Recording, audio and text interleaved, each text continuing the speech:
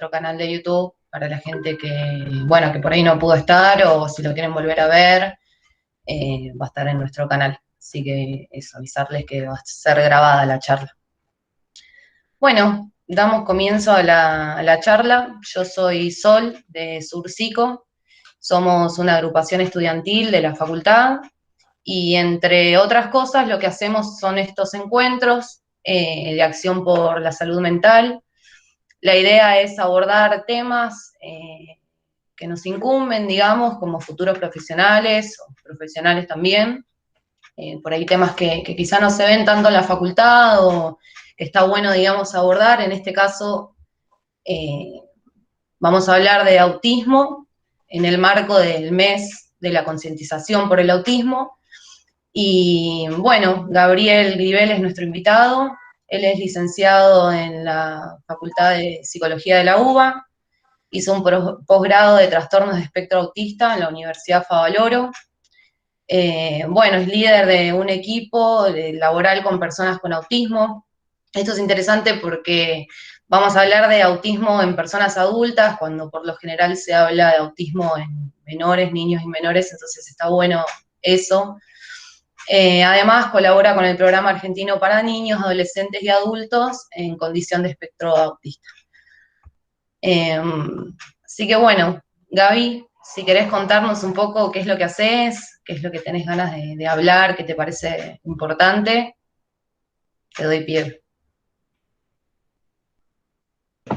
Bueno, gracias por la invitación.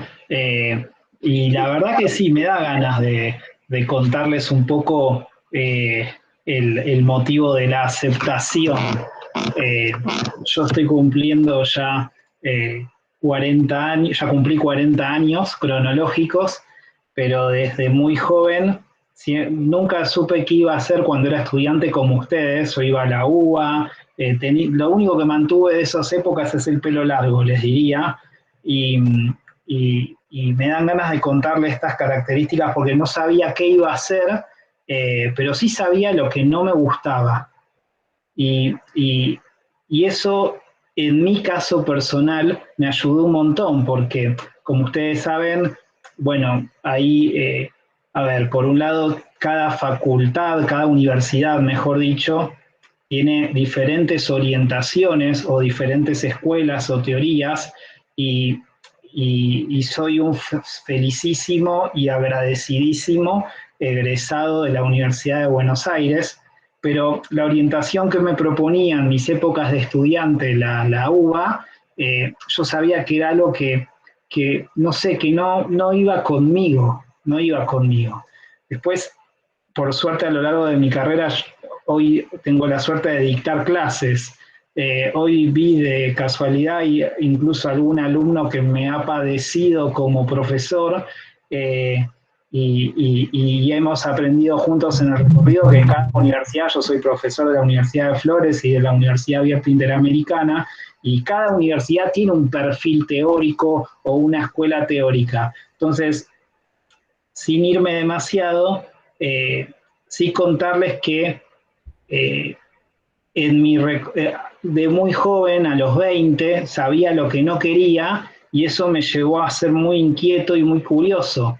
Y ahí fue que empecé a trabajar sobre algo recontra nuevo en el año 2000, que eran las habilidades sociales, gracias a la materia de metodología de la investigación, con una profesora que se llama Lore Sarnaiz, que siempre le voy a estar agradecido porque fue la que me abrió la puerta para ver otra cosa, ¿no? Para que mi enriquecimiento estudiantil no sea solamente un único verso de universidad, sino aprender a tener una universalidad de discursos. Eso me parece súper importante, y siempre le digo a mis alumnos, y hoy que tengo la oportunidad de hablar con ustedes, que son súper jóvenes, sean inquietos, vayan a buscar propuestas a los profes, moléstenlos, activen, es la edad, busquen lo que les gusta, lo que no les gusta, y siempre van a encontrar un profe que los va a escuchar. Entonces tuve esa suerte, y así fue que desde hace 16 años, sin querer, empecé a trabajar con lo que era conocido en esa época con adolescentes con síndrome de Asperger, ¿no? Pero todo empezó así, por no saber lo que quería, o por tener muy en claro qué era lo que no me gustaba. Eh, el autismo me atraviesa, les contaba a los 24 años, sin haberme recibido, empiezo a coordinar grupos de adolescentes y a partir de ahí, en esa coordinación de habilidades sociales, es que empiezo a trabajar en lo que es el diagnóstico, la divulgación y los tratamientos también del autismo. Hoy ustedes me hacen recordar épocas muy lindas de mi vida, pero también me dan un desafío enorme, que es tratar de hablar del ciclo vital en el autismo. O sea, ¿y por qué digo que es un desafío enorme y una jugada muy grande de ustedes como agrupación? Y es muy difícil generar un orden, por lo menos para mí, que soy muy desordenado, y sabiendo que la condición del espectro autista, eh, digamos, eh, nos muestra un mismo perfil de comportamientos, de conductas o de intereses, pero que están dentro de un espectro en donde cada persona con autismo va a ser absolutamente única y diferente a las demás, ¿no? Entonces imagínense que si ya estamos diciendo que para hablar de autismo en el diagnóstico hay diferencias diagnósticas, valga la redundancia, es muy difícil también pensar en un patrón determinado de acuerdo a cada ciclo vital. Por supuesto que acá lo vamos a tratar de hacer juntos, pero es un desafío enorme. Yo creo que, a ver, sí tenemos que tener en claro para empezar, ¿no? Para empezar, la importancia de la detección precoz. Eso es algo que los profesionales de hoy en día siempre hacemos mucho hincapié en esto. ¿Y quiénes son por ahí las primeras personas que suelen generar esta detección precoz sin saberlo?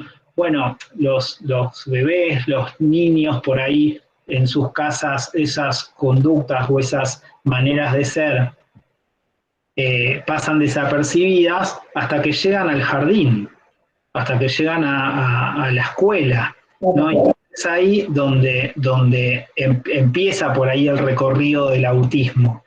Son las escuelas las que empiezan a generar conciencia en los papás. Y esto es súper importante porque por ahí en otras épocas eran tomados como chicos caprichosos o eran tomados como chicos con mala conducta y en realidad cuando vos haces un análisis exhaustivo o un análisis diagnóstico encontrás con características de este tipo. Yo no sé si ustedes quieren preguntarme cosas, si no yo sigo.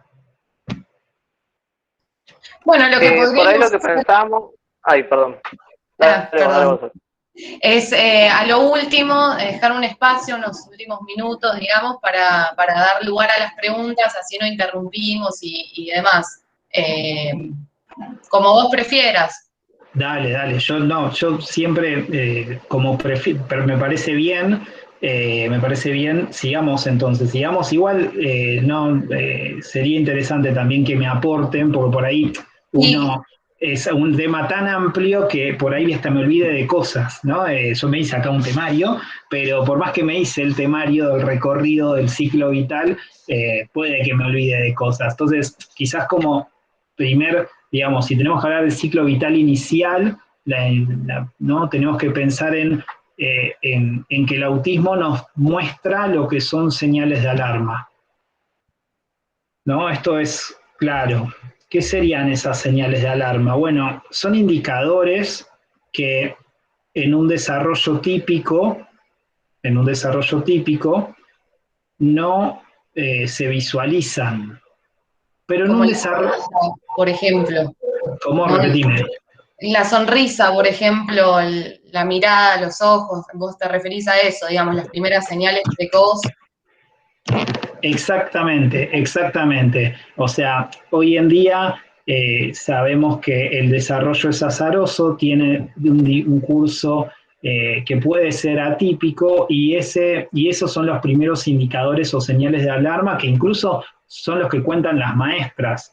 y son, no sé, el nene que por ahí no puede hacer contacto ocular, eh, y que incluso, voy a ir incluso más atrás, cuando vos indagás a las mamás para hacer un diagnóstico, generalmente te cuentan que quizás el niño o la niña miró a los ojos, pero fue en un tiempo distinto a lo esperable en un desarrollo típico, ¿no? O sea, eh, esto igual hay que también marcarlo. Hoy en día existen muchas terapias de estimulación y que por suerte, ¿no?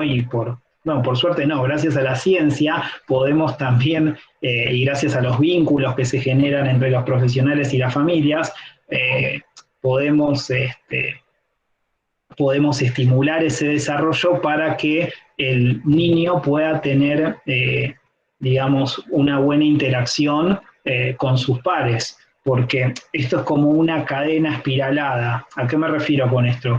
Que si el nene por ahí no puede mirar a los ojos, es muy probable que tampoco pueda reconocer su nombre, ¿no? Entonces, primero tenemos que trabajar como esa habilidad más básica, ese hito del desarrollo más básico que es, bueno, la mirada. Después, por ejemplo, si no tiene el tema de las gesticulaciones, la sonrisa social, eh, te voy a dar más indicadores. El hecho de señalar, nosotros esperamos, los que trabajamos en autismo, esperamos que a los 12 meses promedio, 12 meses, un nene ya pueda señalar un objeto, ¿no? Hay un autor hermoso, yo siempre cito a Ángel Rivière, eh, que dice que Ángel Rivière habla de que en ese señalar hay un contacto psicológico, ¿no? Que es cuando lo comparte con su mamá o con su papá, ¿no? A mí me parece un autor no solamente hermoso un autor no solamente sumamente académico a nivel profesional, sino que también es sumamente hermoso cómo lo describe. Entonces, bueno, decía, el hecho de señalar quizás es más difícil que aparezca, hablando siempre de un posible caso de autismo, si por ejemplo previamente el chico no mira, no gesticula, no sonríe, tiene movimientos estereotipados, no se sienta, por ejemplo, no gatea, ¿no? Hay un desarrollo atípico en ese caso. Entonces, esto empieza mucho antes de la escuela. Y ojo que también nos pasa, fíjate, todo dentro del mismo cuadro diagnóstico, que también tenemos familias que nos comentan que el desarrollo de ese chico fue también absolutamente esperable, ¿no? Y vos decís, ¿y cómo está diagnosticado como tal? Bueno, porque a veces las habilidades pueden darse incluso de manera más rápida, y eso tampoco te quita la posibilidad del diagnóstico. ¿Soy claro con esto? Que pueden darse más adelante, decís, con una buena estimulación o... Te puede pasar que una familia no detecta esas señales de alarma o consideran que su hijo pasó por un desarrollo esperable, Sí. ¿no? Y que después tenga el diagnóstico igual. Eso también te puede pasar. E incluso, fíjate lo que pasa, acá me voy de lo de las señales de alarma, me voy a analizar un poquito la palabra espectro. Fíjate que dentro de lo que es el autismo, vos podés tener a una persona que no te dice una sola palabra, sí, y tenés por ahí en el mismo diagnóstico otra persona que no puede parar de hablar, y realmente no puede parar de hablar. Y es un monólogo constante que no tiene en cuenta al receptor, ¿no? Entonces, fíjate, por eso lo del espectro y por eso el desafío que me dan ustedes hoy. Claro, es muy amplio el diagnóstico y eso Exactamente. Sí, es muy amplio. De hecho, hay nombres diferentes, ¿no? Para dentro del mismo diagnóstico hay nombres distintos para, no sé, esto que decís del lenguaje o no, si es más en relación a lo cognitivo o no. Eso te lo Mirá, pregunto porque no lo sé. No sé mirá, si hay nombres.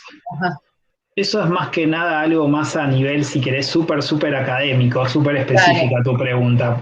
En algún momento, la clasificación norteamericana, a claro, del partir del manual. manual diagnóstico y Sí, estadístico, había, en el afán de querer, digamos, generar el diagnóstico, porque, a ver, cada vez la prevalencia en el autismo sigue siendo cada vez más alta, me detengo, que es prevalencia, es la cantidad de casos, ¿no?, que claro, hay en la población. Entonces, en algún momento, la clasificación del diagnóstico era, el autismo estaba separado de lo que era la condición Asperger o el trastorno Asperger, ¿no? Hoy, 2021, ya sabemos que como comparten los mismos síntomas o características, ¿no? Hoy en día ya se habla de trastorno o condición del espectro autista, ¿no? claro, porque si seguimos clasificando no termina más el DSM, digamos. Y Bueno, sí, en por su eso. momento, a ver, te aseguro que en la nueva versión del DCM se hizo en el año 2013 y cuando se supo que iban a sacar al trastorno Asperger, eh, el DCM de la página oficial del DCM5.org había lanzado como una encuesta como para que las asociaciones, las personas con autismo y quien quiera pueda dar su opinión sobre esto de que iban a sacar el diagnóstico de Asperger, a ver qué opinaba la gente en general, o sea, las asociaciones, las instituciones. Y ¿por qué? Porque generó mucha controversia. Y acá quizás me abro un poco, vos sabés muy bien que las palabras nos atraviesan, las palabras tienen un poder propio. Entonces, imagínate que, por ejemplo, en nuestra sociedad, en Argentina, decir tengo un hijo con autismo conlleva un significado muy grande.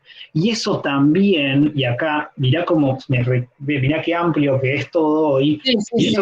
y eso también es también por culpa de los profesionales, de nosotros, de cómo en algún momento hemos informado a papás y a familias sobre lo que era el autismo. En algún lugar hoy leía que la idea de hoy era romper mitos. Bueno, hay que romper muchos mitos sobre el autismo, ¿no? Todavía hay mucha gente que sin saberlo piensa que al hablar de autismo hablamos de personas que se pegan la cabeza contra la pared, que también las hay, Sí, sí, pero claro. insisto, el espectro es tan amplio que, como decís vos, también logran ser funcionales, otra palabra mágica que tenemos que instalar y tenemos que, como si fuéramos un medio de comunicación, ¿qué sería ser funcional? Tener una vida como la tuya, como la mía. Hay montones de personas con autismo que son funcionales, se separan, tienen hijos, tienen 2 trabajos, se vuelven a casar, mandan a los pibes a la escuela y lógicamente que por tener autismo quizás tienen eh, quizás más desafíos y necesitan de más apoyos, ¿no? Y ya vamos a ir hablamos de funcionalidad, de desafíos, de apoyos. Entonces, eh, bueno, esto también es como para ir pensándolo en cuanto a lo difícil que es el diagnóstico en sí. Claro, sí, sí. Bueno, volviendo al autismo, hay un concepto que yo lo vi en psicología general, las primeras materias de la facultad, teoría de la mente.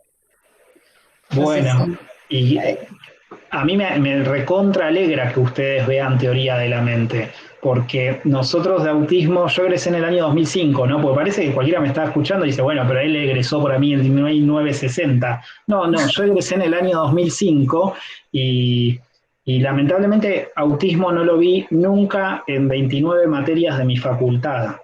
Sí, no, Nunca. lo único que vi fue eso y además era solo una cátedra de psicología general, no eran tengo entendido que no eran las dos. Vi muy por encima lo que era teoría de la mente relacionado con autismo y fue Mira, eso. igual te cuento, Sol, yo soy muy optimista porque, insisto, que existan estos espacios Sí. y que ustedes ves que vos hoy una alumna me hable de teoría de la mente, a mí te digo, soy optimista porque evidentemente no me hablas de otras cuestiones, ¿no?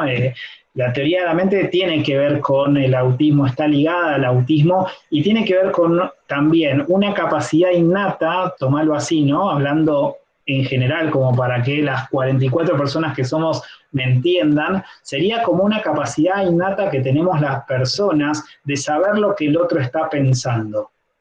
A ver, ¿qué quiero decir con esto? Yo ahora veo algunas ventanas abiertas y puedo imaginarme que, no sé, algunos se están aburriendo, otros se están escuchando y prestándome atención, otros están tomando apuntes porque por ahí es la primera vez que escuchan hablar de autismo. Bueno, pero toda esta racionalización, todo esto lo digo ahora porque me detuve a analizarlo con vos. La teoría de la mente es esa capacidad que tienen las personas para leer eh, la mente de los demás, ¿no? Lo que el otro está pensando. Bueno, en el autismo esto, digamos que lo que tiene que ver con niñez es muy difícil detectarlo. No estoy diciendo que los niños con autismo no tienen teoría de la mente, pero los estudios nos muestran que es una característica diagnóstica y que se ve conductualmente cuando, por ejemplo, no sé, el chico como se dice popularmente, está en su mundo, ¿no? Entonces vos le decís que, no sé, vaya a jugar a algo grupal y no lo quiere hacer. Por ahí, en un caso más del lado de los chicos que tienen comunicación verbal, ¿no? De los chicos que hablan, cuando, por ejemplo, dicen las cosas tal como son, sin tener en cuenta que eso puede lastimar al otro. Claro.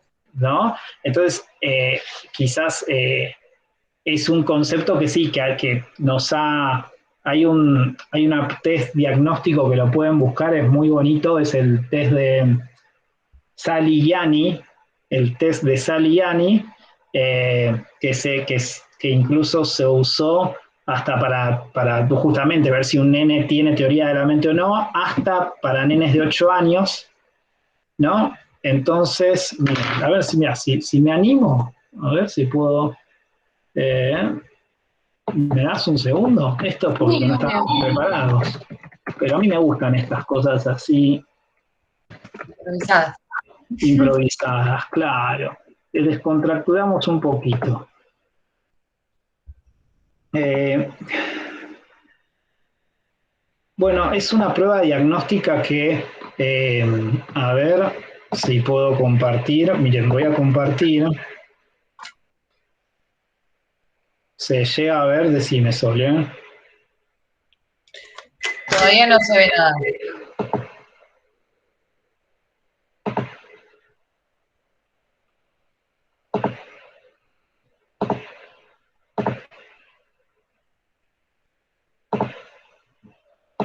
Ahora, Ahí me aparece por presentar algo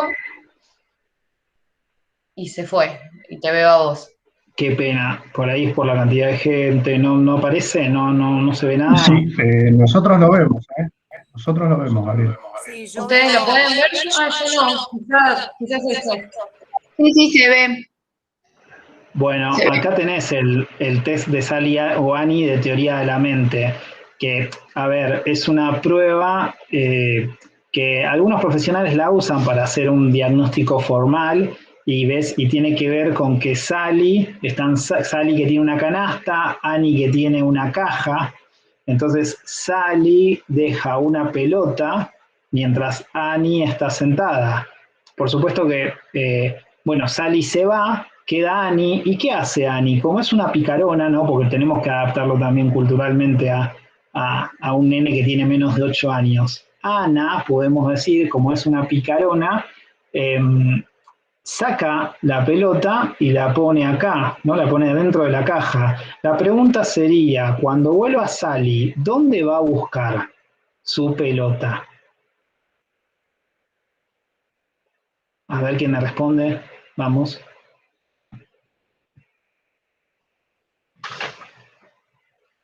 Bueno, Bueno, donde la dejó, ¿no? ¿Se cortó? Exactamente.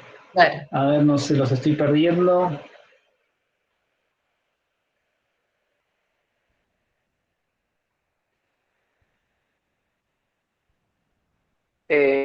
¿Alguien está escuchando o viendo a No, Gabriel? no lo O escucho. No, se trabó, se trabó. Creo que será. Y es se que a trabó, veces. ¿no? Capaz con eso compartir la pantalla, pero bueno, a lo sumo ahí le digo que se vuelva a unir. Ahí lo veo, ¿eh? Sí, Ahí estoy. sí, ahí estás, Gaby. Genial. Entonces, bueno, ahí tenés, digamos que a grandes rasgos, yo igual te recomiendo que no te quedes solamente con lo que digo yo. Está buenísimo, por ejemplo, podés buscar la teoría de Baron Cohen. Hay un libro hermoso, ustedes que son estudiantes y les gustan los datos, hay un libro hermoso, Uta Frith, se llama Uta, sin H, Uta Frith, y el libro se llama Autismo, una explicación del enigma, que ahí vas a verlo mucho más dedicado bueno, que en este conversatorio en donde intentamos acercarnos, ¿no? a cuestiones generales. Pero eso con respecto a teoría de la mente, por supuesto que es algo que nos ayuda a los que hacemos diagnóstico a la hora de diagnosticar un nene o una nena. Esto que del test que acabamos de ver recién, yo te decía que, bueno, la va a ir a buscar, por esto de la teoría de mente, ¿no? La va a ir a buscar donde efectivamente la dejó. ¿Qué pasa? ¿Por qué un chico, digamos, podría llegar a responder que la va a ir a buscar a la piedra, a la pelota, al otro lugar, digamos, donde la puso la otra nena? Hay algo que veíamos en la teoría de la mente que tiene que ver con la mentira, ¿no? Que justamente pasa algo con la mentira, que yo puedo mentir, eso era lo que vi en la facultad y lo que me acuerdo. Puedo mentir porque, por esto de la teoría de la mente, yo interpreto de que vos sos una persona que me va a creer, digamos. ¿Por qué? Porque tenés una mente que va a creer lo que yo estoy diciendo, a pesar de ser una mentira. Cuando esto de la teoría de la mente no aparece, hay algo de la mentira que no se puede dar, digamos, ¿no? ¿Tiene que ver con eso o en base al test que nos mostrabas recién? Absolutamente. A ver, lo que estoy queriendo decir es sí, las mentiras, es muy difícil encontrar chicos con autismos que logren, es toda una aventura mentir. Claro, es todo un... Y es todo o sea, en ese nivel no solamente es una aventura, sino que te vas a dar cuenta que está mintiendo porque incluso como no lo sabe hacer, generan una teatralización de la situación que quizás no te das cuenta, ¿no? O sea, como alguien escribe acá, no hay capacidad de engaño. Exactamente. A ver, igual seamos cuidadosos. No es que por ahí no la hay, sino que no está estimulada, ¿no? Existen tratamientos en donde, a ver, se pueden estimular este tipo de habilidades que tienen que ver con lo que es la sociocomunicación o lo socioemocional, ¿no? Vos podés enseñarle a un niño o a un adolescente qué se espera de él en un contexto. Para mí es clave, muchas veces hoy la mayoría creo que son estudiantes o profesionales, muchas veces a veces damos charlas para padres y los padres a veces te buscan y te preguntan, bueno, ¿y qué hacer en esos casos? Yo creo que uno no tiene las recetas para lo que hay que hacer con cada hijo, pero sí me parece que en un caso como el que estamos hablando, Sol, es muy importante mostrarle al chico qué se espera de él, ¿no? Eso funciona bárbaro. La planificación, explicarle previamente qué es lo que va a pasar, qué es lo que se espera de él, qué es lo que tiene que hacer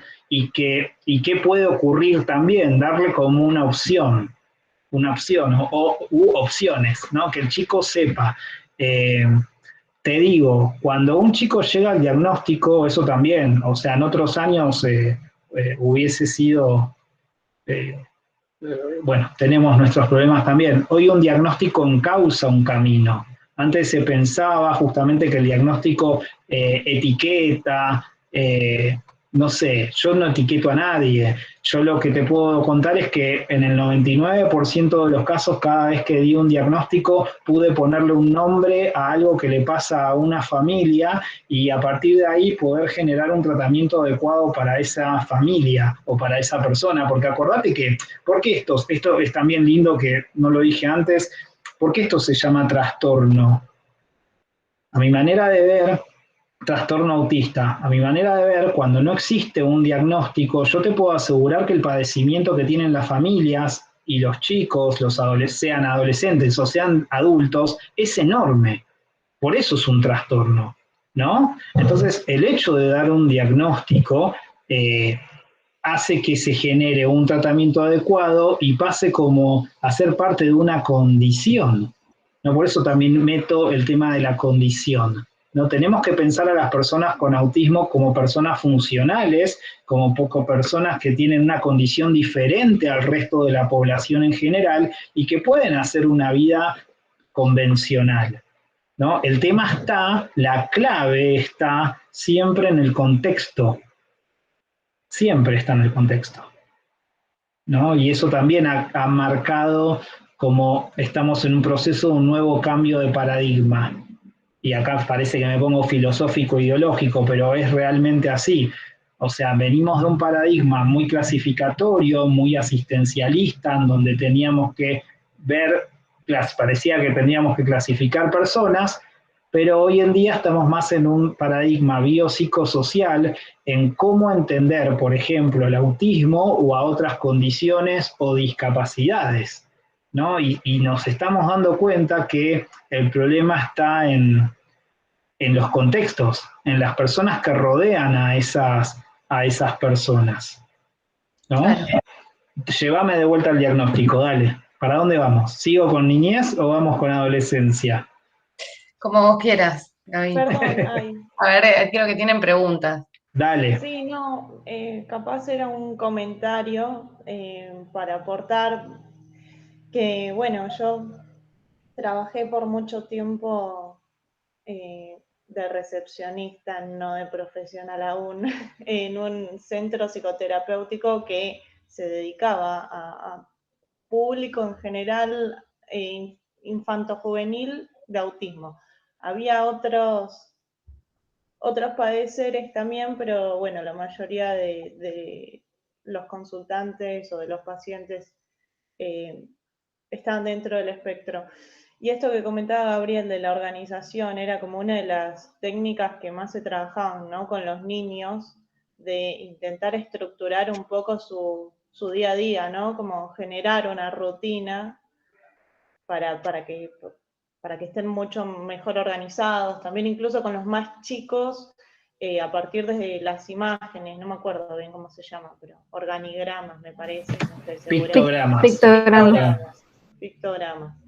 Entonces, bueno, nada, y la verdad es que justamente lo que decías después del diagnóstico, también quería relacionar con eso, genera mucho alivio para las familias. Hay algunos de los profesionales que trabajaban en el centro que preferían no trabajar con niños, porque las familias necesitan mucho del diagnóstico y bueno, algunos profesionales capaz tardan un poco más o bueno, quieren charlarlo con el paciente directamente y les cuesta capaz, o les costaba en su momento diagnosticar y que sea tan amplio, ¿no? Solamente eso quería comentar y que venía medio de la mano.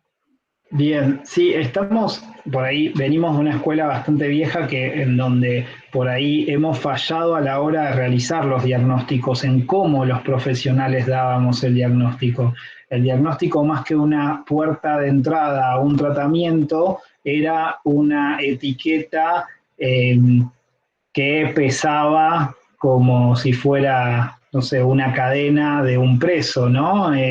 Entonces, por eso yo al comienzo hablé de la culpa que tenemos como profesionales de la salud mental. Hemos fallado a la hora de dar diagnósticos, hemos echado durante muchas décadas y todavía hoy, porque hay profesionales de la salud mental que lo siguen haciendo, siguen pensando que la culpa de estas cuestiones son propias de los padres. Y en el autismo ya sabemos que es una condición del neurodesarrollo temprano, ¿no? Y ahí englobé tres cuestiones súper simples. ¿Qué quiere decir esto? Que es un cerebro atípico, que tiene su propia conformación, que no es ni mejor ni peor al de otro cerebro, sino que aprende diferente y es temprano y está en la infancia. Y al ser neurológico, es una condición del neurodesarrollo, perdón, al estar relacionado con el neurodesarrollo, quiere decir que tiene una biología, permítanme la vulgaridad, propia, ¿no? Entonces, no, esto de durante muchas décadas e incluso hasta el día de hoy seguimos pensando bueno, que el autismo era parte de incluso las madres refrigerador o otras cuestiones que han hecho mucho daño, y ahí lo único que han generado es culpa. Hoy, en este cambio de paradigma del que estamos hablando, es fundamental, por ejemplo, la participación de los padres en los tratamientos. Es absolutamente fundamental. Si vos no tenés un papá empoderado, si no tenés una mamá que trabaja con la maestra, que trabaja con el psicólogo, que sabe cuáles son los objetivos de ese psicólogo, de esa terapista ocupacional o de ese equipo, si vos no tenés una mamá y un papá activos, el tratamiento seguramente va a ser menos exitoso. Hoy cambió el modo de ver los tratamientos para el autismo. Y esto lleva, pasado el tiempo, por suerte, a que la sociedad se esté encontrando con incluso charlas como estas, en donde viene una persona así como yo, de camisa y anteojos, y te dice, che, yo estoy trabajando con autistas que trabajan. Y te dicen, wow, está trabajando como autista que trabaja. La pregunta que nos tenemos que hacer es, ¿no poníamos nosotros esa limitación al autista? No, por eso hablo tanto del contexto. Somos nosotros los que ponemos la limitación al tener un diagnóstico. Pero bueno, esta reflexión me llevó a partir del comentario de Camila. No sé, ¿a dónde voy, Sol? ¿Voy a adolescencia? ¿Sigo? ¿Qué te gustaría? O a Ayrton también, que fue el que se organizó todo. Yo opinaría, no sé si Sol por ahí estaría de acuerdo, de continuar con adolescencia y así ya seguimos. Y aprovecho la intervención de Camila, muy interesante y muy interesante todo lo que venimos viendo hasta ahora, para decir que si alguien tiene algún aporte o alguna otra intervención, alguna duda, lo puede hacer, no hay ningún problema, lo puede hacer o bien por escrito o prendiendo el micrófono y la cámara o la cámara. Pero bueno, la idea de estos encuentros no es que sea algo tan, tal vez a lo que estamos acostumbrados, de una persona hablando 1 hora y media, sin ninguna interacción, sino al contrario, hacerlo más recíproco y más interactivo. Así que bueno, eso nomás, y ahí te paso el micrófono, Gabriel. Bien, ¿alguno quiere hacer alguna pregunta o algún comentario? Bien, bueno, por ahí lo que es interesante es pensar que, bueno, los chicos terminan ingresando a las escuelas y, y generalmente, o sea, si bien el diagnóstico de precoz es muy importante, ¿por qué es muy importante? Porque hasta los 5 años es el momento de la vida en donde el cerebro está más flexible a aprender. Nunca en otro ciclo vital vamos a aprender tan rápido y tan bien como los primeros 5 años de vida. Entonces, por eso la importancia de la detección precoz. Pero generalmente lo que suele ocurrir es que por ahí, si el chico va a la escuela, bueno, decía, se lo detecta en el jardín o con suerte en los primeros años del primario. Las escuelas, todo lo que es el pasaje de niñez y adolescencia, muchas veces termina siendo un problema para las familias, porque los chicos por ahí pueden terminar su secundario teniendo excelentes notas, puede pasar que tengas una persona con autismo con excelentes notas, pero que tiene dificultades a la hora de la socialización o a la hora de sus conductas. Entonces, dicen, acá están escribiendo a un alto, ¿es indicado el modelo sistémico? Bueno, hoy se habla de tratamientos integrales, ¿no? Si bien, a ver, lo que se recomienda como a nivel científico lo que se recomienda son las terapias cognitivas conductuales, ¿no? Para lo que es niñez con autismo. Después, vos tenés que considerar esto que dije yo, que ese tratamiento para el niño tiene que tener en cuenta que si es un cerebro con autismo va a percibir los estímulos de una manera distinta y por ende va a necesitar algún tipo de abordaje sensorial. Les voy a dar un ejemplo, que es el mismo ejemplo que doy siempre, ¿no? Pero por ahí hace 10 años, o hace un poco más, 15 años, venía una mamá y te decía, a mí me encantaría que mi hijo coma los fideos con salsa. Entonces vos por ahí que ya estabas canchero, que ya el nene venía avanzando con el tratamiento que le estabas dando, lo hablabas con el equipo y si estaba todo el equipo de acuerdo, empezábamos a tratar de introducir salsas rojas a ese nene a partir de que la mamá nos lo pidió. Y hoy sabemos, por suerte, eso está en el DCM, que en realidad no tenía que ver por ahí con un capricho o algo de que el nene se puso en contra de la madre y no quiere comer las salsas, ¿no? Hoy lo que sabemos es que eh, existe un input y un output sensorial que es diferente.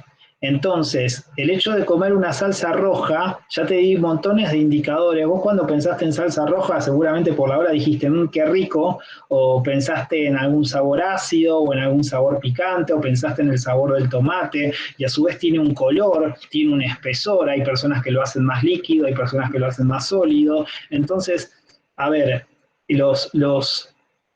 es evidente que entendiendo este diagnóstico, esa personita va a necesitar, por ejemplo, terapias sensoriales, ¿no? Entonces, sistémico en un sentido de que tenés que considerar tratamientos de acuerdo a cada persona. Te voy a dar otro ejemplo. Para niños pequeños que no hablan, es muy probable que uno indique fonoaudiología, ¿no? El pediatra, el psiquiatra, y por sugerencia indique fonoaudiología, pero quizás para un caso con Asperger o con autismo, como es considerado, de menores desafíos, no necesites un fonoaudiólogo, ¿no? Porque el pibe no para de hablar, te aseguro que no para de hablar. Entonces, cada tratamiento es muy particular, es sistémico si tenemos en cuenta que lo tenemos que rodear, digamos, ¿no? De acuerdo a cada persona y a cada familia, a cada contexto. No es lo mismo tratar a una persona que vive con su familia en Cava, sin hijos, que tratar a una persona que vive en el campo, ¿no? Y esto también marca diferencias contextuales enormes. Bien. Eso por un lado. Lo que nos está pasando ahora, viendo la hora, lo que nos está pasando quizás haciendo un salto, después puedo volver a la adolescencia, pero porque la adolescencia lo que más se repercute obviamente tiene que ver con esta dificultad en poder adaptarse a lo que el adolescente le gusta, ¿no? Son pibes que por ahí son enciclopédicos, ¿no? ¿Qué significa? Les gusta coleccionar información, en un caso, ¿no? O tienen muy en claro temas que el resto de la población quizás no tiene, o quizás los pares quizás no tienen. Entonces, lo que nos está pasando ahora en el mundo del autismo es que cada vez llegan a nuestro consultorio más adultos y más adultas.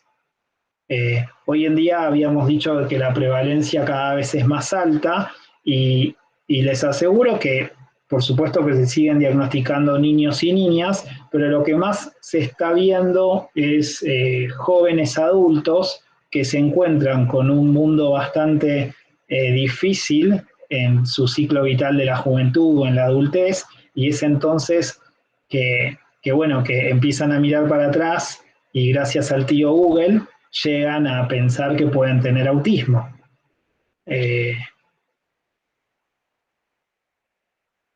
¿Hay una edad esperable para que comiencen a hablar o cómo se sabe si ese niño no se comunicará oralmente?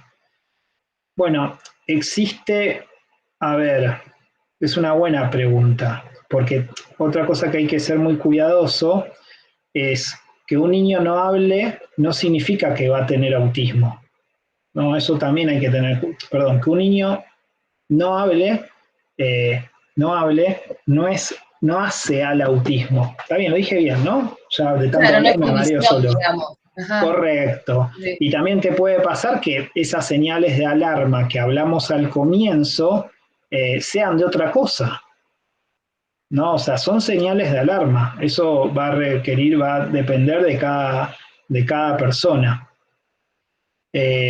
Sí hay, a ver, no, es difícil la pregunta. Por ahí no focalizamos solamente en el habla del chico, ¿no? O sea, también vemos otros patrones. Recordad que el autismo tiene, dijimos, condición del neurodesarrollo temprano, que tiene como características desafíos en el modo de interacción y en el modo de comunicarse, y también en las conductas que pueden ser repetitivas o tener rutinas estereotipadas.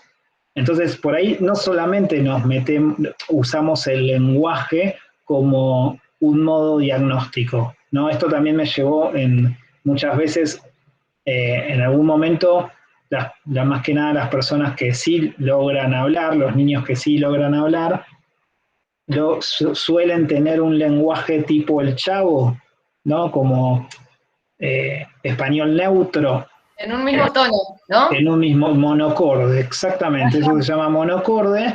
Entonces, muchas mamás preocupadas me traían a los hijos al consultorio y me decían, bueno, en presencialidad, por supuesto, mi hijo habla neutro.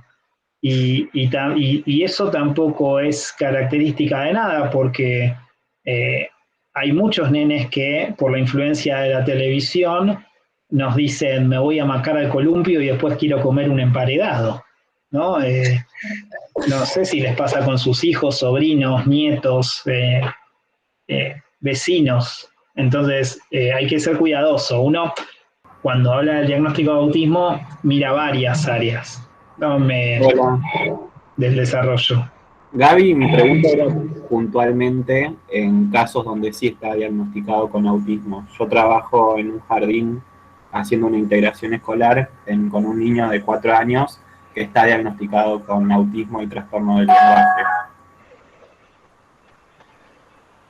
Sí, a ver, yo no te puedo decir cuándo un nene va a hablar ni con autismo ni sin autismo. Lo que yo haría en un caso así es pedirle a la mamá que genere tratamientos de estimulación o de fonoaudiología, ¿no? A esa edad, para tratar de estimular el habla, ¿no? Te puede pasar que el chico quizás no hable. Te puede pasar que empiece a hablar a partir de los 7, 8 años. O sea, cada caso es único, chicos. Es muy difícil puntualizar un patrón, no decir, bueno, esto va a pasar así. No, les aseguro que es tan amplio el espectro que es muy difícil resolver ese tema. Pero sí sabemos que los tratamientos generan digamos, una estimulación en las habilidades. ¿Por qué? Porque tenemos un cerebro que aprende y que en el caso del autismo aprende de una manera distinta, pero aprende, ¿no? Sí, yo creo que... no, dale. Yo creo que es bastante importante también trabajar de una manera interdisciplinaria, ¿no?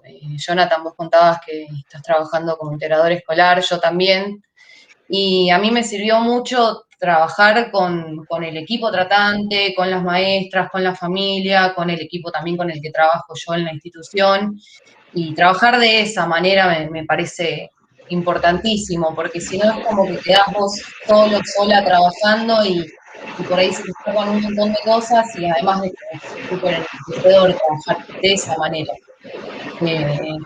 Yo he trabajado ahora estoy trabajando con 2 chicos diagnosticados con autismo y son completamente diferentes los dos. No es nada que ver uno con el otro, digamos, y eso también es interesante lo que traías, Gaby, de la subjetividad, ¿no? Que es lo que más aprendemos en la facu de psico-UBA. Pero bueno, eso creo que ese concepto me parece súper importante, tener en cuenta esto, ¿no? Que no quede todo bajo la misma lupa de, bueno, es así, es así, por diagnóstico. No sabía qué espectro era esto. Bueno, qué bueno. Qué bueno que ahora te dé curiosidad para leer. Acordate, no te quedes con lo que te digo yo. Hay un montón de bibliografía de autismo. Hay grandes asociaciones de padres hoy con páginas súper completas. Incluso hay, por suerte, también grandes ONGs que incluso hablan del autismo en femenino. Les quiero contar, no sé si lo saben, que el autismo en femenino también trae sus propios desafíos. ¿Por qué? Porque viste cómo es esto, que los test muchas veces en femenino dan falsos negativos. ¿Qué significa esto? Que vos por ahí tenés una nena que le tomás un test y que te da negativo porque no está pensado para nenas, ¿no? Pensamos que, o sea, hay cuestiones de género propios de la niñez en las nenas y que por suerte ahora se están viendo y se están considerando mucho más. También se ha sido muy injusto con el género femenino en el autismo. Entonces, por suerte, también es otro capítulo aparte el autismo en femenino. Les puedo recomendar la página de autismo en femenino, Autism in Pink, que es una federación europea, Mujeres TEA, que es una institución que la maneja Cintia Agostino y que se dedica al autismo en femenino en Argentina, que es de vanguardia. Bueno, hay muchas, o sea, el autismo también te lleva, o lo que me pasó a mí, ¿no? Que te lleva a pensar montones de situaciones tiene un montón de campo. Ahora se está hablando de autismo femenino, también de diferentes tipos de tratamientos. Hay muchas cosas para ver y de acuerdo a lo que te quieras dedicar. Preguntan si podés repetir las páginas. Míralas. Sí, hay una. Para lo que dije de autismo, hablé de Autism in Pink, para lo que es en femenino, dije esas dos, Mujeres TEA, que es una página argentina, Autism in Pink. Si quieren capacitarse, por supuesto que les recomiendo a Panacea, que es el programa argentino de niños, adolescentes y adultos con condición del espectro autista. Tengo la hermosa suerte de ser un colaborador y les puedo asegurar que los profesionales que dan esos cursos son de primer nivel, sacándome a mí, son de primer nivel de verdad, son embajadores que nos representan en el exterior, la doctora Rexia Ratazzi, el doctor Cuquier. Bien, hay montones de, digamos, instituciones que también me estoy olvidando y que estoy siendo injusto al olvidarme de muchas, ¿no? Tenés posgrados en la Universidad Católica, hay en diferentes universidades, o sea, hay mucho para aprender. A mí a veces los alumnos también me acercan, ¿qué hago? Estoy en tercer año. Bueno, estudien, hay muchos cursos, diplomaturas, no hace falta por ahí terminar la carrera de grado para ya tener un bagaje, ¿no? Un bagaje de conocimiento.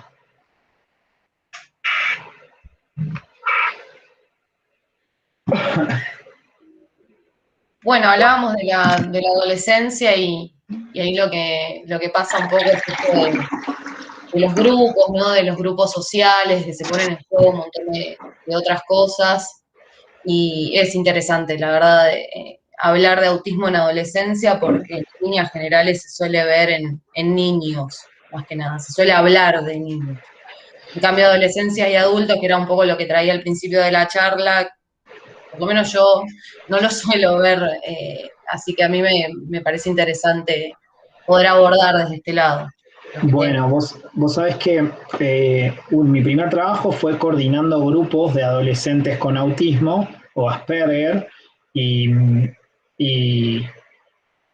Y lo que más me impactaba, o el recuerdo que más me impactaba a mí de estos jóvenes, es que ellos todos los sábados venían a jugar a un lugar determinado, jugar, ¿no? 2 horas los sábados, y teníamos un nivel de presencia muy alto, porque los chicos me decían que era el único lugar donde no los discriminaban por ser como son.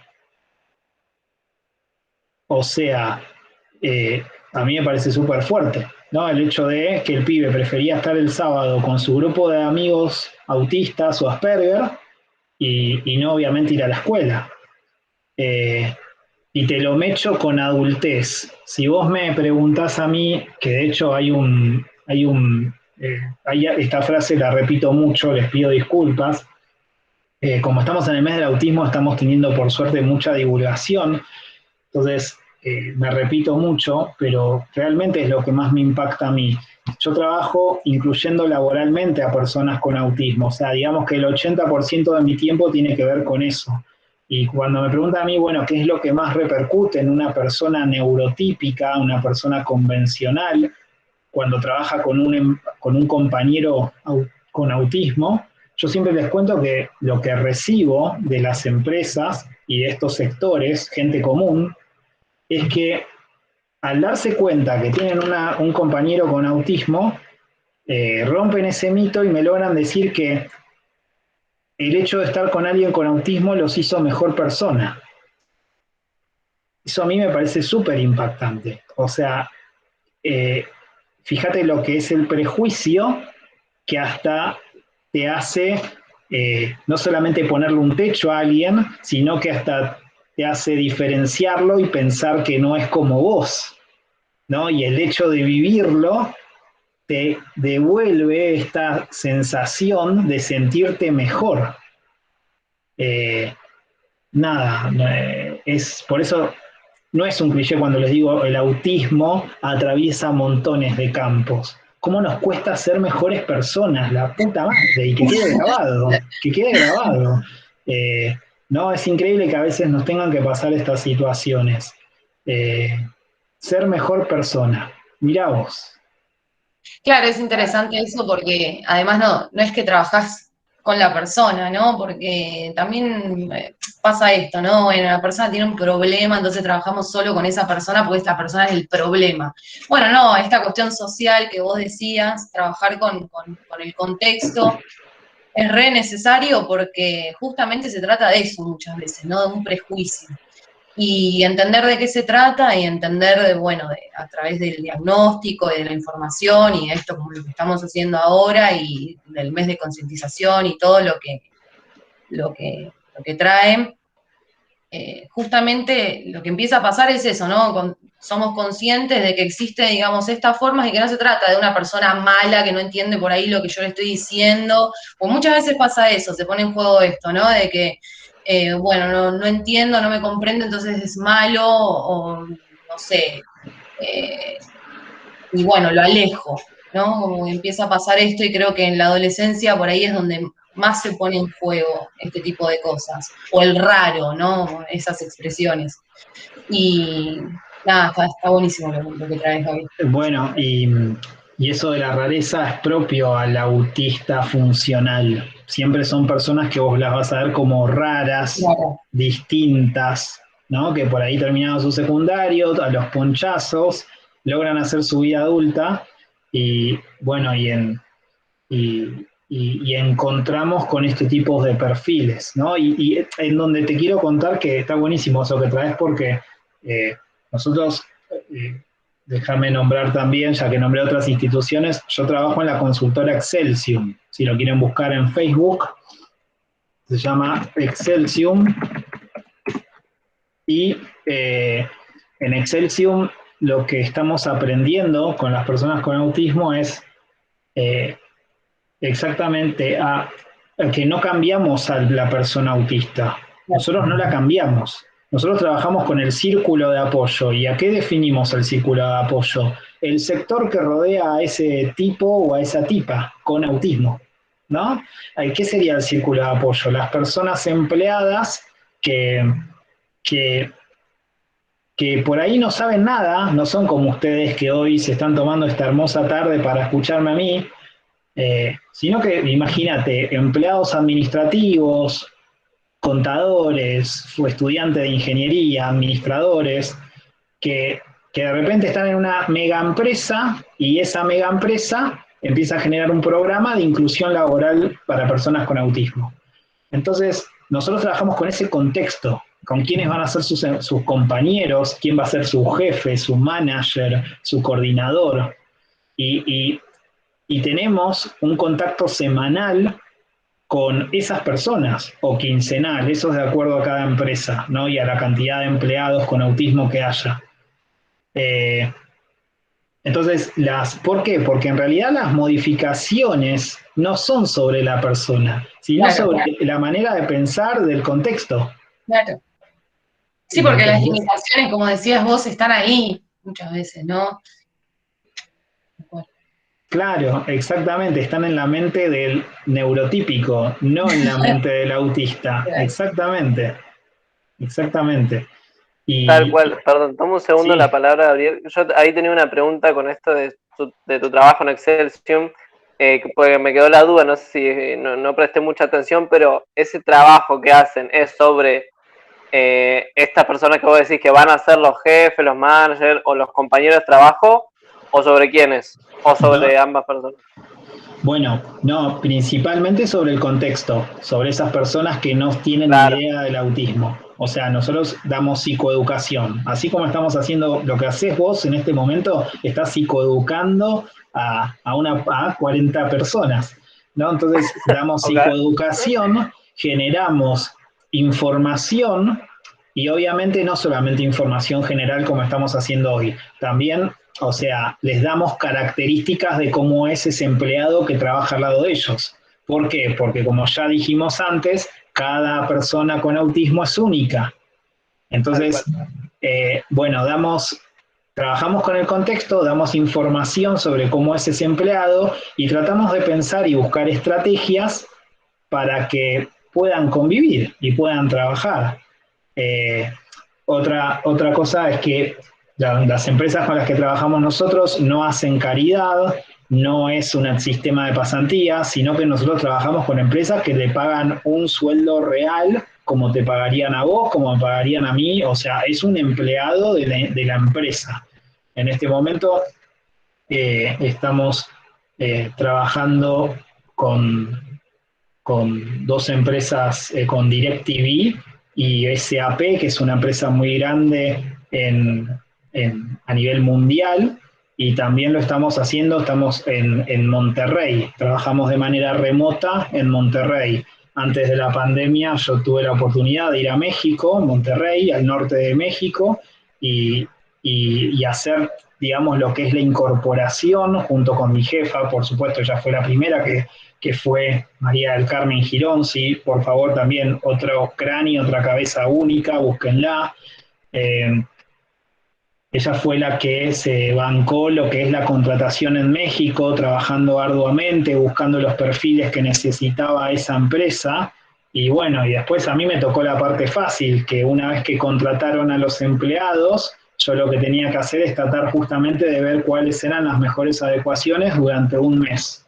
Y bueno, y luego la pandemia, las empresas hoy en día, o sea, en ese momento las empresas tuvieron un auge, hubo una repercusión muy grande a partir de la inclusión de estos programas de autismo, y lamentablemente en la pandemia se cortó porque, bueno, son las consecuencias propias de la pandemia. Así todo podemos decir que seguimos trabajando con las mismas empresas que habíamos empezado en presencialidad. Y somos optimistas en que esta situación, aunque es larga, va a haber cada vez más empresas que van a generar puestos de trabajo, y esperamos también con estas charlas generar concientización o concienciación en aquellos lugares donde no hay empresas grandes, sino hay, no sé, un pequeño almacenero, un pequeño kiosquero que quiere darle la oportunidad a una persona y que se dé cuenta que en realidad es un prejuicio pensar que no puede trabajar una persona con autismo con él. Tal Uf, cual, súper interesante, Gabriel, la verdad, felicitaciones, me pareció muy bueno. Hay dos personas que tienen la mano levantada, yo no sé si quieren hacer algún aporte, alguna pregunta, Lorena o Sonia. Disculpen si la levantaron hace tiempo, la verdad que no lo pude ver bien. Hola, ¿qué tal? Buenas noches. Bueno, yo me llamo Lorena y estoy acá presente porque nosotros hace algunos meses con mi hijo, yo no soy estudiante de psicología, sí de trabajo social, pero hace algunos meses conocimos que sería el mejor amigo de mi hijo, y finalmente él, bueno, se detectó hace poquito tiempo que el nené, el amigo de mi hijo, tiene autismo. Entonces yo desde todo lo que me interpeló esto de ver cómo se relacionaban con mi hijo, me escribí hoy porque yo siento la necesidad que yo como mamá y mi hijo como su amigo necesitamos entender la forma de relacionarnos mejor con él, ¿sí? Y fue al principio un poco difícil porque justamente por quizás el único amigo que tiene Gastón es mi hijo, entonces digamos que la dinámica de relacionarse a veces es medio conflictiva, pero a mí también como mamá busco herramientas a la hora de garantizar que ellos sigan siendo amigos, porque los dos se quieren mucho, pero a veces hay desconexiones, y explicarle a nenitos de 6 años toda una situación, o sea, con adolescentes quizás siento que por ahí hay más herramientas, pero en niños en que están en plena etapa de desarrollo, eh, también es complejo también para los padres, y creo que una de las formas de justamente acompañarlos y enseñar y crear otras maneras de pensar y entender la realidad es justamente interiorizándonos de estas cuestiones que están todo el tiempo, nada más que a veces no aparecen tan en la superficie, pero ese es el motivo por el que yo estoy acá, para entender de qué forma quizás puedo aunar a estos dos chiquitos en diferentes lugares, pero que quieren seguir juntos de alguna forma.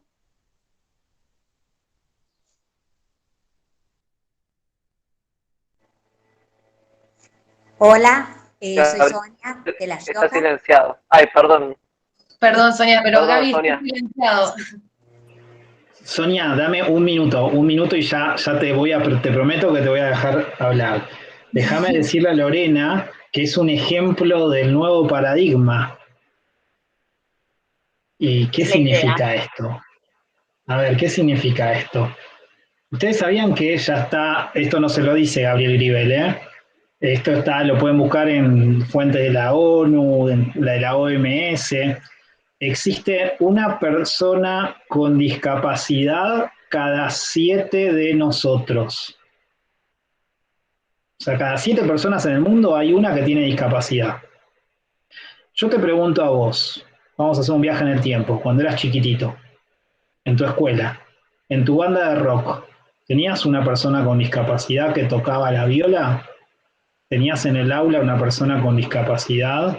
¿Tenías en tu equipo de fútbol una persona con discapacidad? ¿Vos qué hiciste? ¿No? Por eso digo que Lorena es parte del nuevo paradigma sin haberse dado cuenta. Lorena, es hermoso lo que contás y el esfuerzo que haces y el tiempo que dedicás. Para mí realmente es hermoso escucharte, porque yo creo que esto del nuevo paradigma académico simplemente nos hace mejores personas.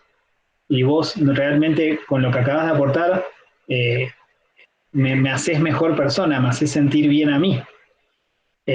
A ver, yendo concretamente quizás a tu pregunta, sí, por ahí hay que entender que con 6 anitos es difícil entender que por ahí el amiguito con autismo va a tener tiempos más cortos de juego, y que esos tiempos cortos de conexión, tu hijo tiene que, por ahí, hay que darle tiempo para que se dé cuenta que es un montón, ¿no? Porque al fin de cuentas la amistad es eso, es pasarla bien en un momento, en un momento, en la calidad de un momento, ¿no? Entonces, me parece que es espectacular lo que contás y entiendo lo difícil que es y pero me llena de optimismo porque creo que en esto de cambiar el paradigma tenemos que pensarnos justamente en una sociedad más inclusiva, y las sociedades más inclusivas tendrían que empezar desde la escuela, desde los lugares donde más nos enseñan, ¿no? En un momento en donde en Argentina es muy difícil para estas familias incluir a sus hijos con autismo. Entonces, buenísimo lo que contás, buenísimo. Gracias. Y nada, y entender también que te puede pasar que es parte del recorrido de tu hijo también. Tu hijo va a tener amigos en algunos momentos y quizás esos amigos se van perdiendo, porque eso es parte de los ciclos vitales de la vida y de lo que estamos hablando hoy acá. Y puede pasar, o puede pasar al revés, que tu hijo se adapta a ese modo de su amigo, ¿no? Y bueno, y eso también va a depender de las familias, de ustedes, papá y mamá, como referentes, ¿no? De las familias, las ambas familias. Nada, buenísimo tu aporte. Buenísimo. Bueno, muchas gracias.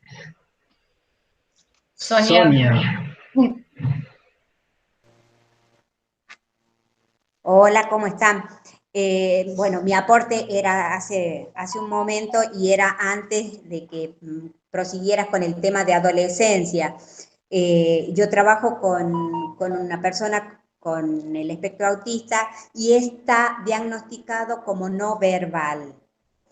Eso quería a ver si lo podías profundizar un poquito, porque él habla, oralmente tiene lenguaje, pero su diagnóstico de no verbal pasa por el no poder sostener un diálogo con su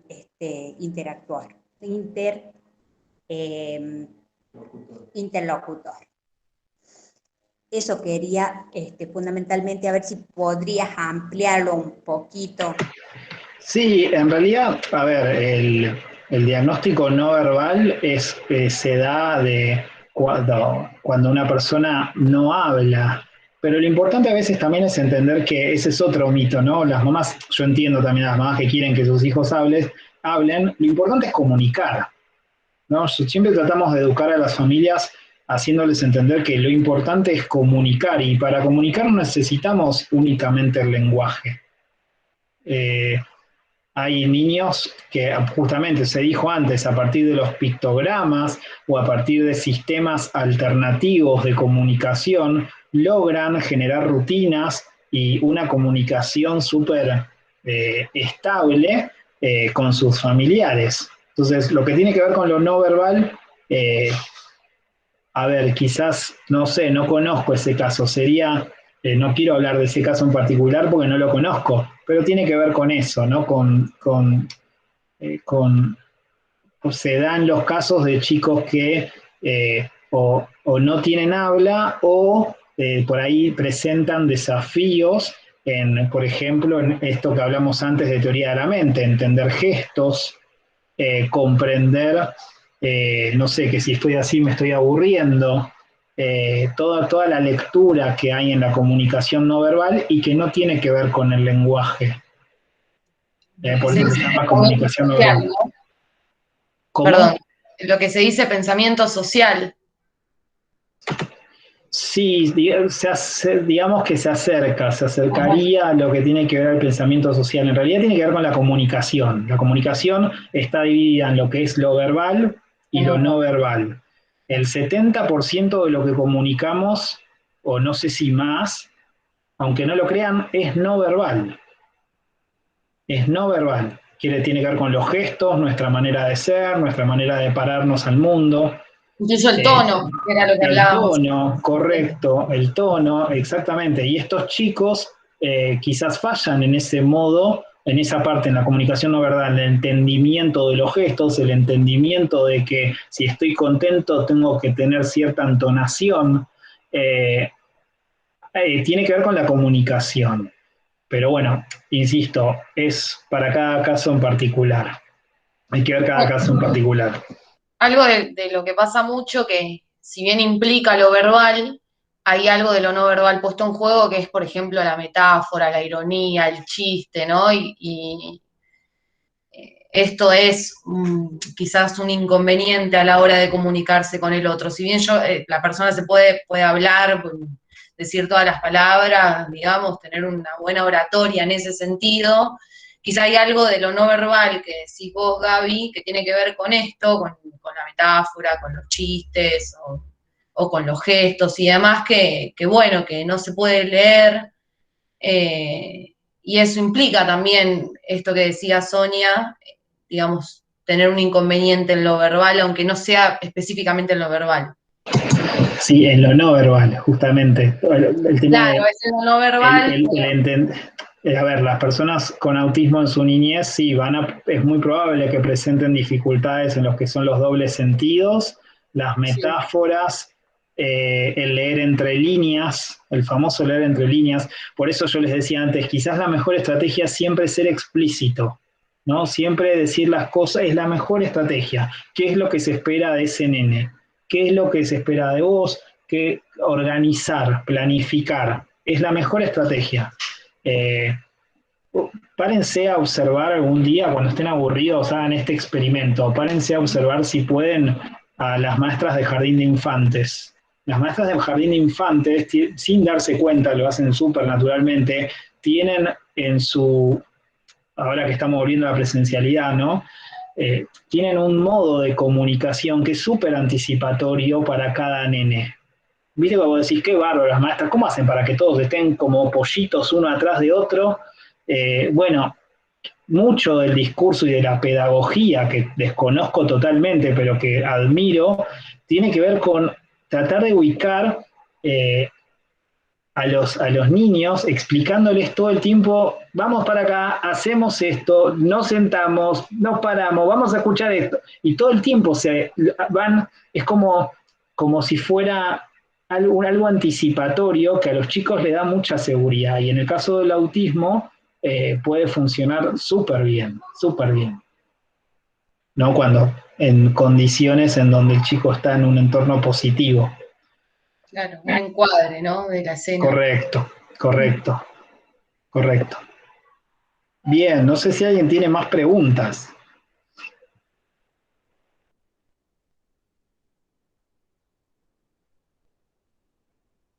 Sí, no sé si quieren activar los micrófonos o si les da un poco de vergüenza la intervención, pueden escribirlo como venían haciendo, no hay ningún problema.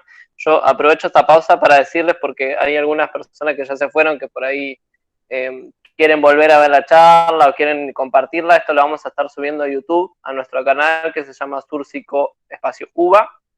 Ahí se pueden suscribir, pueden activar la campanita para que se enteren cuándo la vamos a estar subiendo, porque por si la quieren, insisto, volver a ver, o si hay una parte que se perdieron o la quieren compartir, ahí vamos a estar subiendo esta, y aparte pueden ver las otras charlas y otras actividades que hacen. Aprovecho eso, porque si no siempre lo dejo para lo último y me quedan 10 personas. Así que bueno, ahora sí, si alguien tiene alguna pregunta.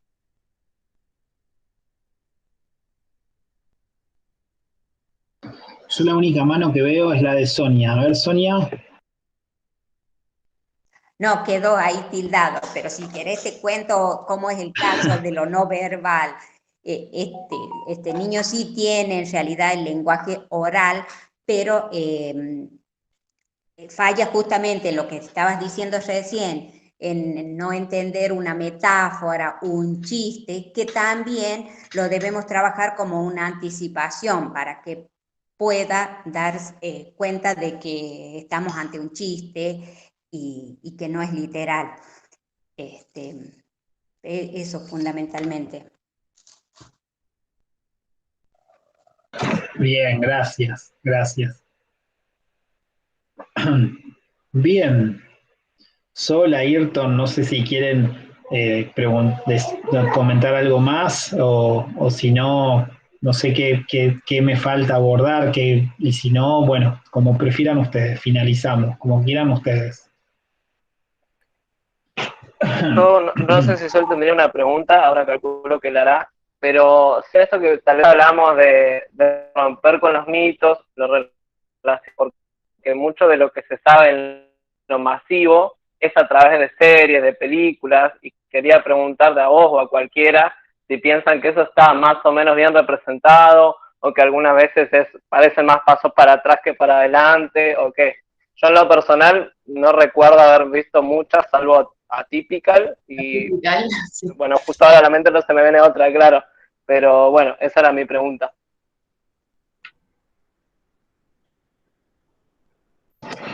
Bueno, yo creo que en ese caso el poder de los medios de comunicación ayudó un montón para esta concienciación.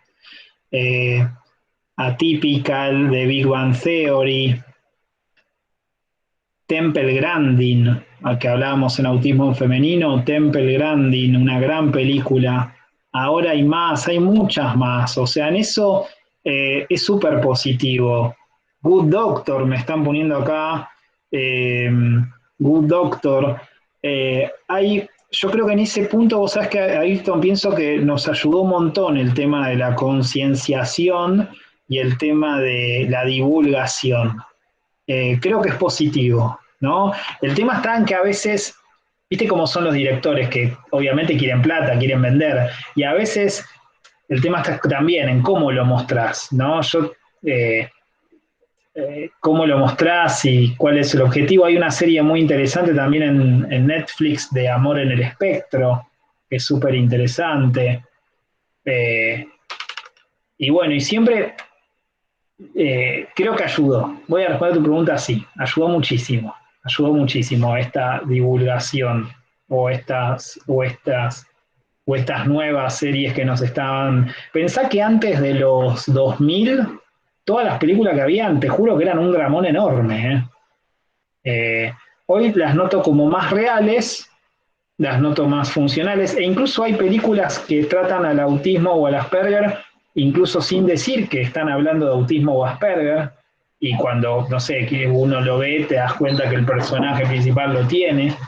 Hubo un teatro en Buenos Aires que en el momento antes de la pandemia había un libro que se los recomiendo que se llama El curioso incidente del perro a medianoche.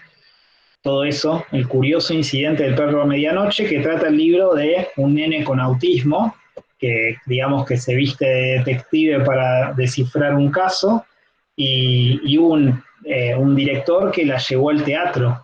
Y eso nos ha ayudado un montón. Son buenas. Yo en ese punto creo que nos ayudó un montón.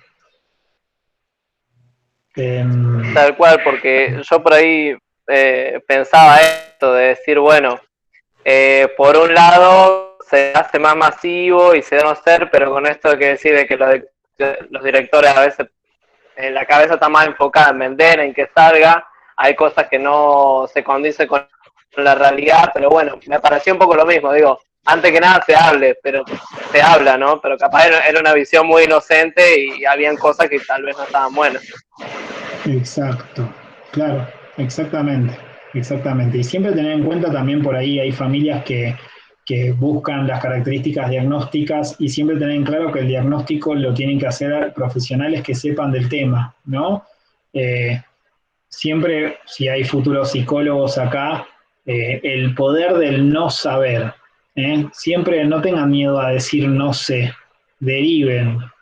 A mí si me llega un caso de alcoholismo a mi consultorio o a mi computadora virtual, porque hoy en día me llegan a la virtualidad, yo trato de derivar a alguien adecuado, porque no sé de alcoholismo. Tuve una formación general como ustedes en su carrera de grado, pero siempre hay que decir no sé y derivar, ¿no? Los diagnósticos son clínicos, requieren de test específicos y requieren de profesionales que sepan de ese tema. Y creo que eso es clave también, ¿no? Porque mucha gente se pone a buscar y también se genera una sobreinformación a partir de ese quizás sea el lado negativo de tantas redes o de la facilidad que nos dan. Pero insisto en el grado positivo que tienen.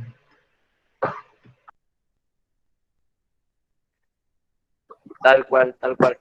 Sonia, no sé si levantaste la mano porque querés aportar algo o... Sí, quería aportarte esto del que pides hasta qué punto son recomendables las pelis o demás. El caso de Temple Grandin es un documental de su vida, y que por suerte la tenemos en nuestros días a Temple. O sea que yo, por mi parte, la recomendaría como una película súper interesante y para verla porque es la vida real de ella, de cuando crea la máquina de hacer abrazos, de cuando crea la máquina para faenar el ganado. Es súper interesante la película, más allá de que debe tener cositas como para vender, es película, pero tiene muchas cosas reales. Eso era lo que les quería comentar. Genial, Sonia. Bueno, muchas gracias por el aporte y la lectura. Vamos a hacer una sección tal vez de, bueno, ¿qué recomendamos acorde a esto que viene saliendo? Parece que puede llegar a ser interesante.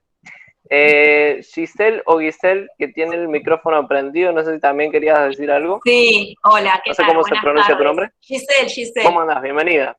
Gracias. Giselle. Quería hacerle una pregunta a Gabriel. Yo soy docente de nivel inicial, fui seño de Valentín, de su hijo, del hijo de Gaby, para nosotros de Bubu. Quería hacerle una pregunta a Gaby, que la verdad que a mí me pasó algo, no como seño, pero me pasó como, tengo una amiga o una vecina que tiene un nene que tenía muchas características de TEA, y me costó un montón decírselo, hasta que ella no me dio un pie, digamos, comentándome de que la pediatra le había dicho algo. Ahí es como que yo tuve como la valentía de decirle ciertas características que yo había notado del nene, en esto de que hablamos, ¿no? De que, bueno, no hablaba nada, no respondía a su nombre, no saludaba, no señalaba. La verdad que yo me había dado cuenta ya al año y medio, más o menos, que tenía el nene, pero bueno, me había costado un montón animarme a decirle, porque quizás tiraba alguna característica o le decía algo y ella me decía, típico de papás negadores, digo yo, ¿no? Yo también era así antes, me decía ella, o lo hacían como un nene muy independiente, que en realidad para mí era más solitario que independiente. Bueno, nada, que por ahí cómo hacemos para tomar coraje y decirle a una mamá y a un papá, en mi caso, porque soy docente de nivel inicial, bueno, es de que el nene tiene posibilidades de tener autismo, o bueno, no sé. Sí, en realidad es una súper pregunta, porque no, tal cual, no existe un recetario porque cada relación es distinta. Sí me parece que por ahí también tenemos que entender que el diagnóstico, el primer acercamiento diagnóstico está dentro de un proceso, ¿no? El diagnóstico es un proceso para los papás. Y te entiendo a lo que vas, porque a veces uno no es solamente que se encuentra con papás negadores, sino que también esos papás necesitan un recorrido de aceptación que quizás no están preparados para llevarlo adelante, y por eso también eso hace que a vos te cueste tanto entrar o que te cueste tanto darle pie, que te den pie para tratar de ayudarlos, ¿no? Insisto, todavía, si bien las señales de alarma son muy visibles, son conductualmente muy visibles, hay papás que piensan que son absolutamente normales, ¿no? Sí. Entonces, o esperables. Entonces, es una súper pregunta de tu parte. Eso, cuando es así, cuando un papá ya piensa que eso es esperable para la edad y el momento, bueno, requiere por ahí de un proceso de aceptación que puede ser muy largo, ¿no? Y que por ahí requiere de tiempo. Gracias, David. No, lindo verte. Igual.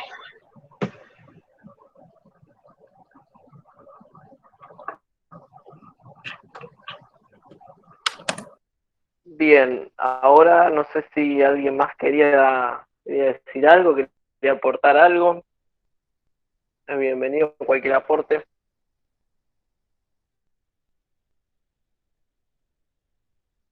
O bueno, si te quedó algo que piense que te faltó comentar o algo así. No, yo creo que hoy quizás como... El autismo.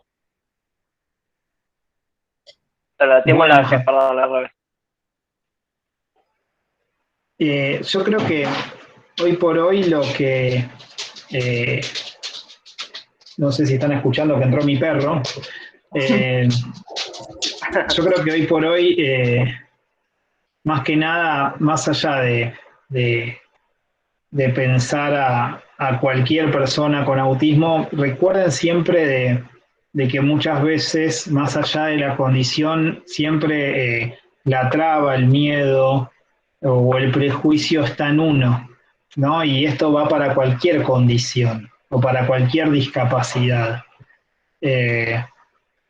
No porque me parece que yo creo que, no sé, como un mensaje final es ese, ¿no? Pensar cuánto muchas veces tiene que ver con nuestras propias ideas y con nuestros propios prejuicios más allá de las condiciones, de las personas que tenemos al lado.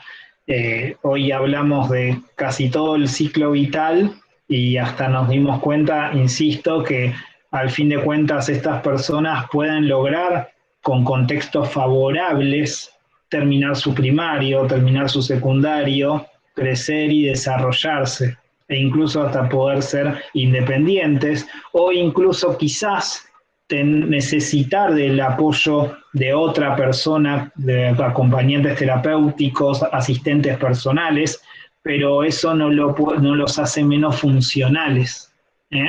Entonces, yo creo que el tema está en pensarnos cuánto nosotros somos los que generamos esa falta de oportunidad. Eso como un mensaje final. Tal cual, me parece muy acertado y a lo que venía pensando el mensaje de cierre, como también es donde nos hará falta repensarnos a nosotros mismos como personas de cuánto incluimos y cuánto excluimos. Así que bueno, no sé si alguien más tiene algo que comentar, me puede levantar la mano o me frena. Yo aprovecho el espacio para agradecerte a vos, Gaby, por venir. La verdad que a mí la charla me resultó súper interesante, muy bien explicado todo, el laburo que estás haciendo y que están haciendo me parece también re interesante. Así que bueno, me queda eso por agradecerte a vos y también a todas que asistieron a esta charla. La verdad que se sumen y que interactúen nos motiva más aún a hacer estas charlas que, como comenté, las hacemos complementarias a la carrera que estamos estudiando, justamente para dar más espacio de formación, más espacio de debate, despertar más curiosidades si se quiere, y siempre de esta lógica que tomo lo que decía Gaby en un principio, de no tomar todo lo que nos dicen como ley absoluta, sino cuestionarnos, sino dudar. Siempre desde Surcico por lo menos tratamos de hacerlo así, de pensarlo así, y de hacer una facultad como queremos de esa forma. Así que bueno, no me queda mucho más para decir, creo. Gracias, bueno, chicos. muchas gracias. Gracias, Gaby, gracias a todas las personas que están y los que están todavía con nosotros ahora. Un abrazo para todos, buena noche y gracias a ustedes por la invitación otra vez. Muchas gracias. Gracias, Un igualmente. saludo, muchas gracias. Gracias.